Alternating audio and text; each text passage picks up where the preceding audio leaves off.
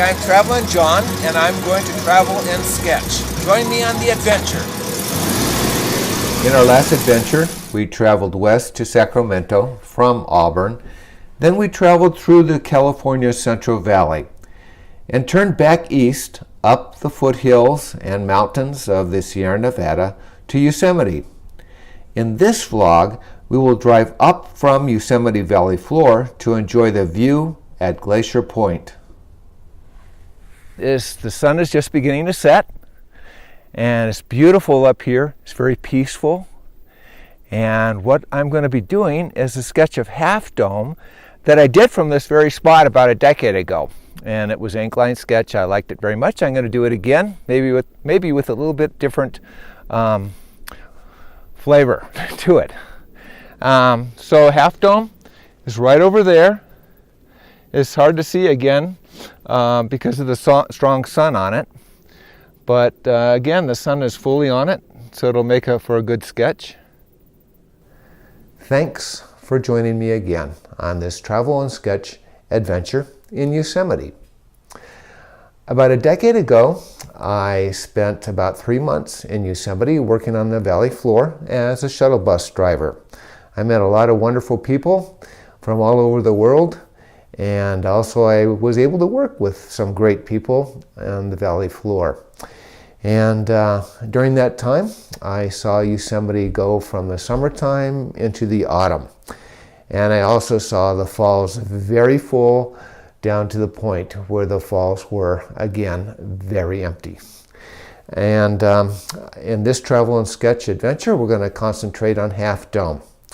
A decade ago, when I was up there, I took a day off from work and I went up to Glacier Point.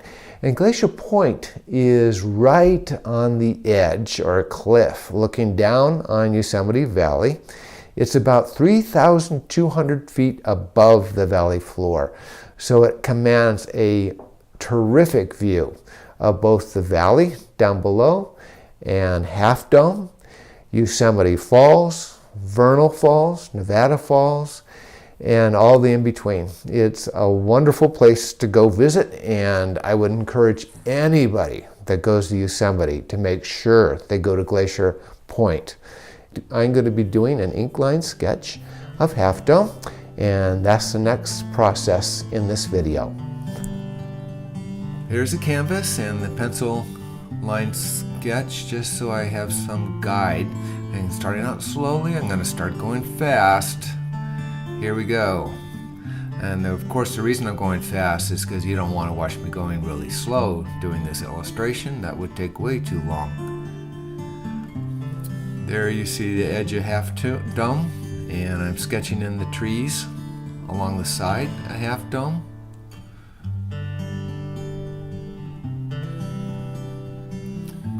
There's quite a bit of foliage down below that severe cliff part of the dome where it's cut off. There's a round part.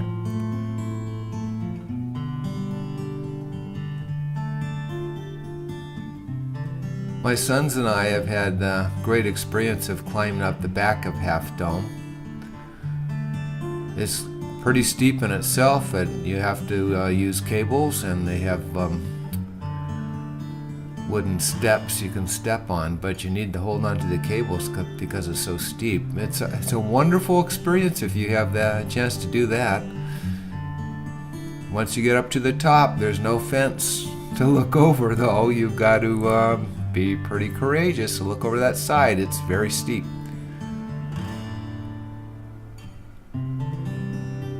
Yeah, put that tree in fast. Every time I've been up there, this is not at the very top of Glacier Point. It's down the side a little bit on a trail that goes down to the valley floor. And it's pretty much always in the shade. So most of the trees always look like a silhouette, even as the sun's going down, of course. This foreground is very dark. You probably saw that in the video, and when I initially sketched it, oh boy, about a decade ago, it was early in the morning, and yet it was still like that. It was all the foreground trees were very dark.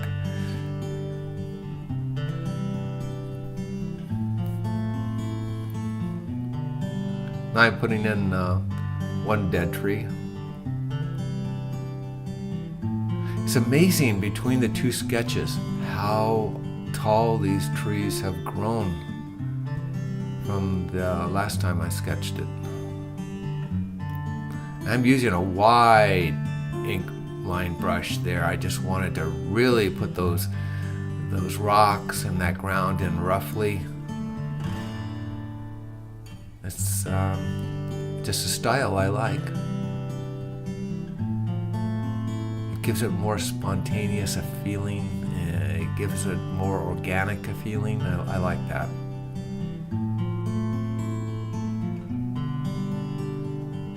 Sometimes a little bit of out of control gives it, again, that a little bit more nature feeling.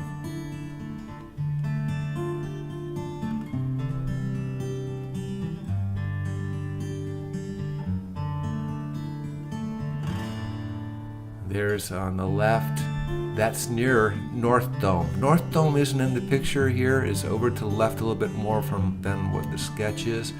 And now that is a dome that's perfectly round. It hasn't been like cut in half like Half Dome. And my sons and I have had the opportunity to hike to North Dome and view Half Dome from there. It is another beautiful view of Half Dome in the valley floor. It is, again, very high up. I don't know exactly the elevation. Now I'm putting in storm clouds. When I was working in Yosemite, I saw a variety of storms coming through in the fall. And now that area there is a beautiful rounded curved valley floor. Glacier activity made it that way, according to what science tells us. Now I'm putting rain in. I want that storm. And one of the reasons I want this storm in there is it just makes Half Dome stand out. When I get into the color, you'll see that my vision is to give this the effect of a sunset. I'm putting clouds at the valley of the at the bottom of the valley floor also. Now I'm working on that cliff on the north side. I put the clouds at the bottom, again, to give that feeling of depth. That is quite a distance down there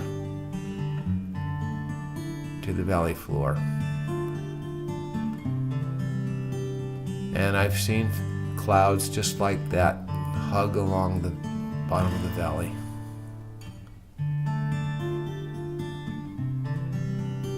It's a beautiful sight. And that's just about it for the ink line sketch. I'll do a little bit more later. Now I'd like to share the ink line sketch that I did with you. You watched me working on it. This is the end result. I've added a few things. I wanted those clouds, or those foggy low clouds at the bottom of the valley floor, to have a little bit more character, so I give them a little dots to give the curve and the waves as the clouds curl in around the valley floor. But I'm quite content with the way this looks at this point. And the next process, as you're familiar with my videos, is to put color into this ink line sketch. And all that is done on the computer, not on the original ink line drawing. So the first thing I did, as you're familiar with, is on a overhead transparency, I transferred and reduced down that ink line sketch, and you see it here. And then what I did after that is I placed it on the back of a already stretched, of a already stretched watercolor board here. And the reason I placed it on the back is because I have a hole in the back of the board, so I could place it back there easily. And then I could put that on a light table and see exactly where I wanted the color during that coloring process. So I did that. And by the way, in this case, I used colored pencils that are watercolors instead of the pigment watercolors that I have used on quite a few of the other illustrations. And the reason I did that is because I wanted quite a variety of color going on. So this is all done with pencil watercolor, not with pigment watercolor. And I wanted to show the valley as the sun was setting, as it was striking Half Dome, but I also wanted to emphasize that storm, so I got the colors, the blue and purple in there, to the storm of the rain coming in on the other part of the valley. So, next part is to go onto the computer and combine the two. Oh, and by the way, if you haven't seen me do this watercolor in a light table before, you can watch me in some of my previous vlogs for Travel and Sketch. A good one for the colored pencil and the application would be the very first vlog I did, which is on Sutter's Fort in Coloma, California. So let's go on to the application on the computer with Photoshop, combining both the color and the inkline sketch. So this is the black and white sketch on my computer screen. And everything from here on you're going to be seeing on the computer screen. So here's the color that I've scanned and incorporated it as a separate layer on the computer program. And I can proceed to fix it up the way I think it would look better. And the thing that bothers me the most is what's on top of Half Dome. There's just too much green. So my first step is going to be to adjust that, and I'll draw closer so you can see what I mean. Looks like moss is growing up there. First thing I did was choose that area and change the value of it. Took some of the green out. Now I'm going to work on that little edge that's a little bit too much. Take some of that out with a brush tool.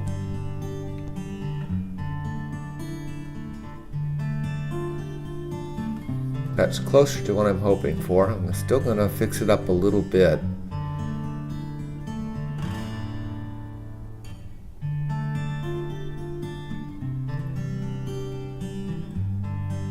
I'm going to choose the area there, lighten that up a little bit.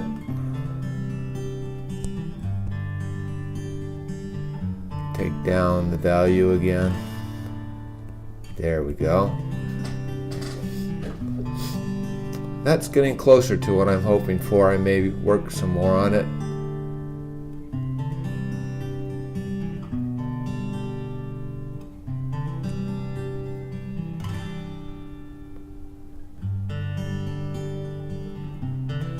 So I'm making a selection again.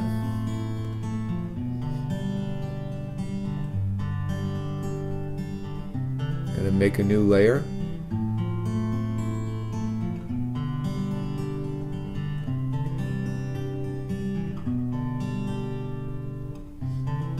And I'm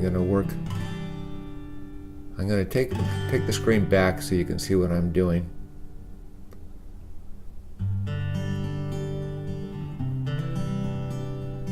So now what I'm doing is I'm chosen a new layer, and for Half Dome, for the rounded part, and I'm going to add a little yellow on because this is supposed to be looking like sunset, so things are a little bit more yellow.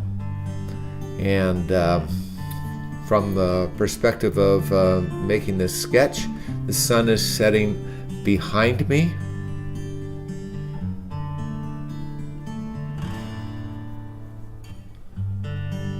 That's one of the reasons why I made a yellow sky, the clouds yellow. I'm going to work on the sky a little bit later, but now I'm just adding yellow to the top of the dome. And I'm going to lighten up the face of that dome too, and work with the clouds in the background. In fact, the whole color around this area I'm going to intensify.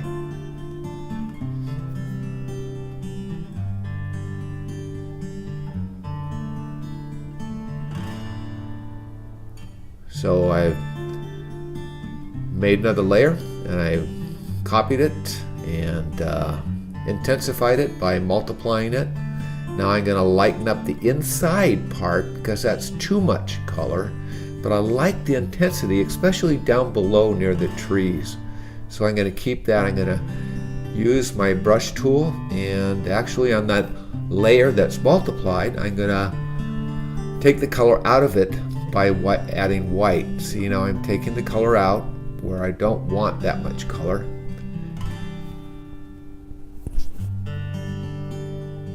Too much color in the sky. I'm going to leave some of the drama in the storm, but not quite that much.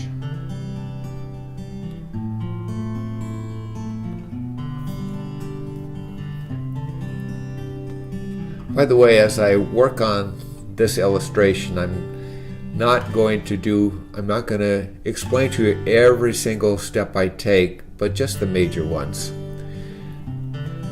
I chose the outside. I'm going to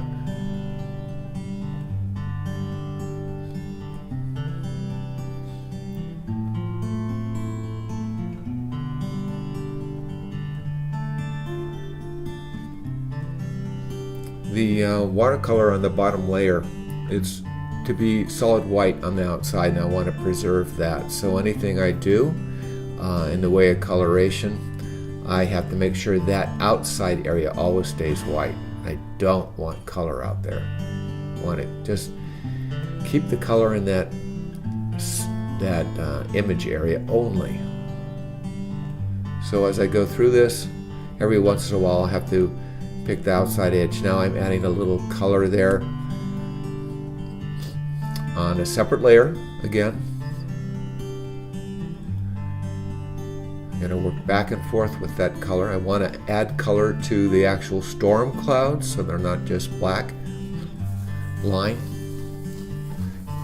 You can see I went a little bit over half dome. I can come back and correct that later, but I just want to add some color there in the clouds.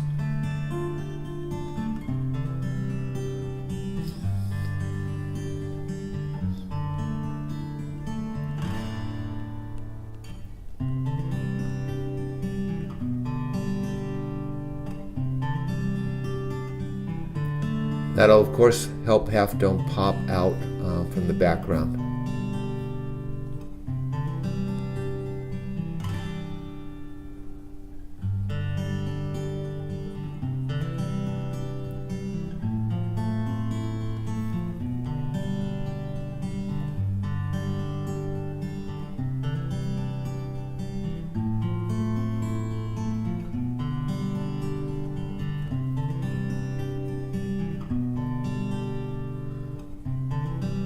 So now I'm selecting the area that's on the face of the Half Dome. I'm going to adjust that, take some of that color out that I accidentally put in with the clouds.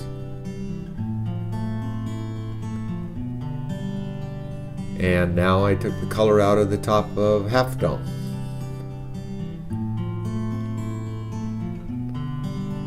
And when I say color, of course, I mean that blue I added for the clouds, or purple.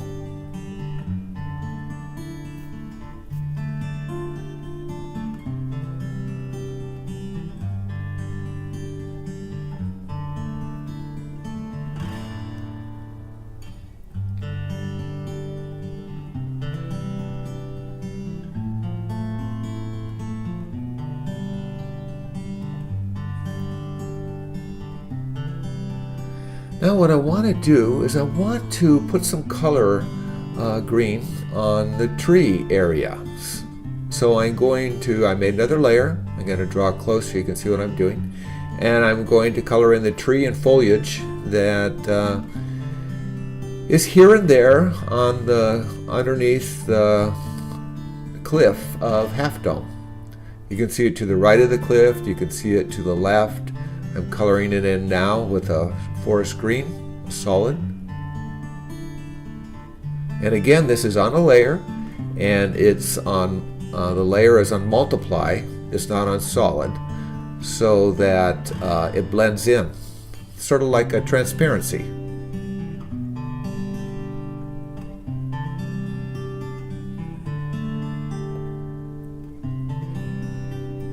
Changing brush sizes so I can get some smaller areas. I'll go back and forth with brush size until I'm content with what I'm achieving. You can see the foliage just sort of hangs in there wherever it can grow on the side of the cliff. Very severe drop down there to the valley floor.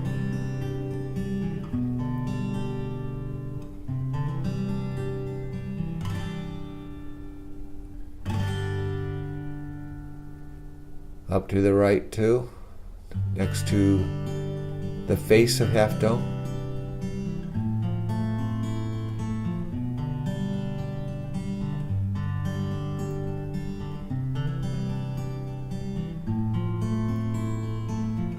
Now I can't forget the valley floor itself, so I'm going to add some color in there, below the clouds.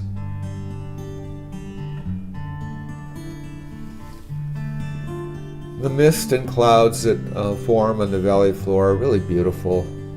It adds drama to just being there, seeing it. I remember sometimes in the fall, the snow would just start falling on the upper end of the cliffs, and you could be down there on the valley floor and look at the little top. It's like a frosting of white all the way around the cliffs above. The valley floor was too warm for the snow, but it's really beautiful.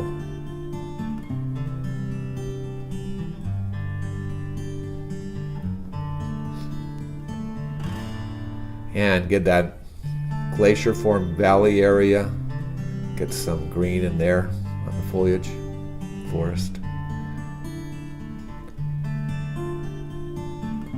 So now I got the green. I'm going to do something unique here that you can do with Photoshop.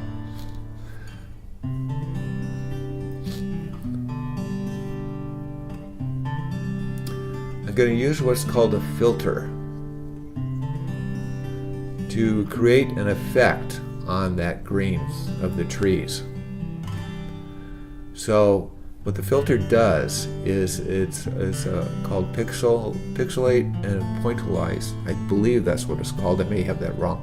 But what it does is it almost like gradiates the color I just put on the tree. So it's not a solid green, but it comes out almost like a speckled. So I'm choosing two colors because you have to choose two. You have three colors to work with. The base color you already used, which is the base green. I'm using a brown and a green. Now I'm going to show you as I go up to the effect. There we go. Now this in a small frame or a small picture shows you what's happening. I'm trying to pull the color into view. There's some color in the forest. Now watch as I change the size of the pixel. See how it gets bigger and smaller? Excuse me, bigger and smaller. I'm going to decide on the size I want. Remember, this is exaggerated view of just a portion. And once I'm happy with it, I hit OK, and then we'll look at the final result. So what happens? Now, if you look, I'm going to draw closer so you can see what happened here. But all the areas where there's that green, it's changed a little bit in its transparency to those three colors. The brown, the lighter green, and the darker green.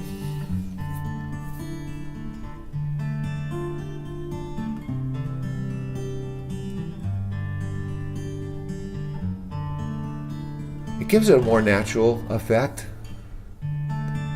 and it sort of goes with the watercolor.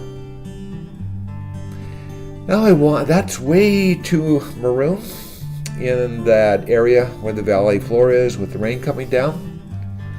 So I'm going to choose that area. I have it selected, or I will have it selected. You can see the light blue line going around. That's the selection area. Use a pixelation. You can see the little like ants, I call them, running around. That's the area I'm going to put more blue in.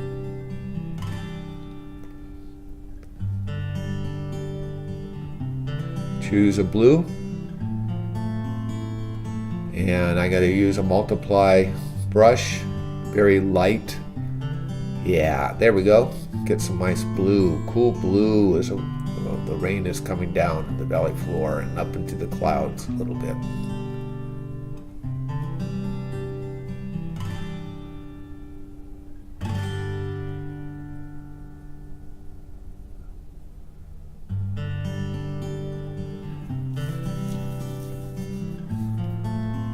The brush tool can be used for you who are familiar with airbrushes like that.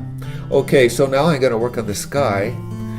It shouldn't be solid yellow. The clouds will have a yellow tint, but I want the sky in the background to have more of a light orange effect as the sun is going down. Sort of a tangerine look.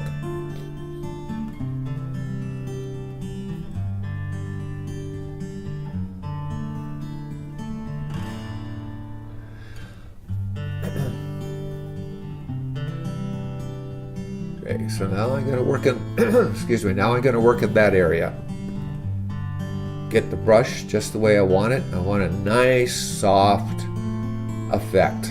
So I use a wide, big brush. Just go over the tint. There we go. That's the effect I wanted. I like the softness as it goes down into the horizon.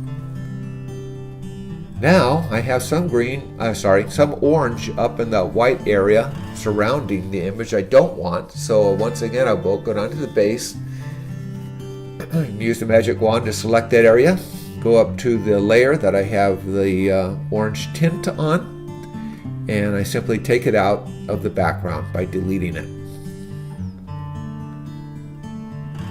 There we go.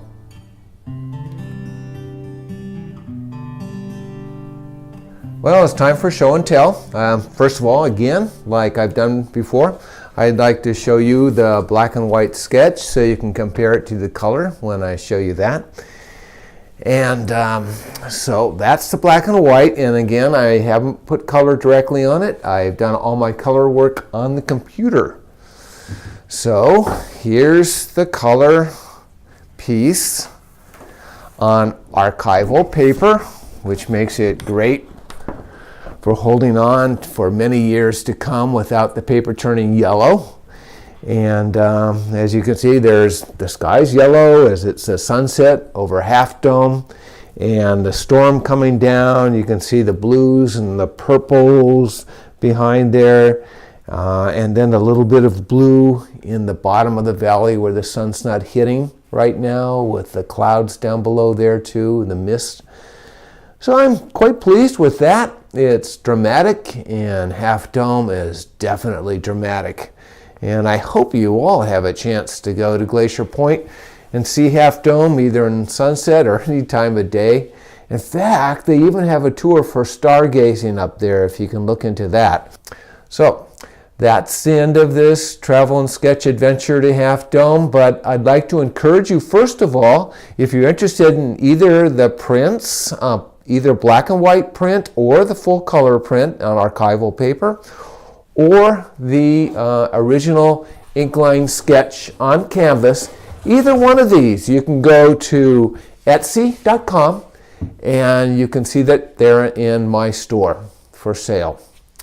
And also, if you have a hard time referring to friends to this vlog, I would suggest you go to my website, because I have 2 buttons on my website that actually will take people directly to the vlog where they can see the videos, and or else they can go to the Etsy store through that website.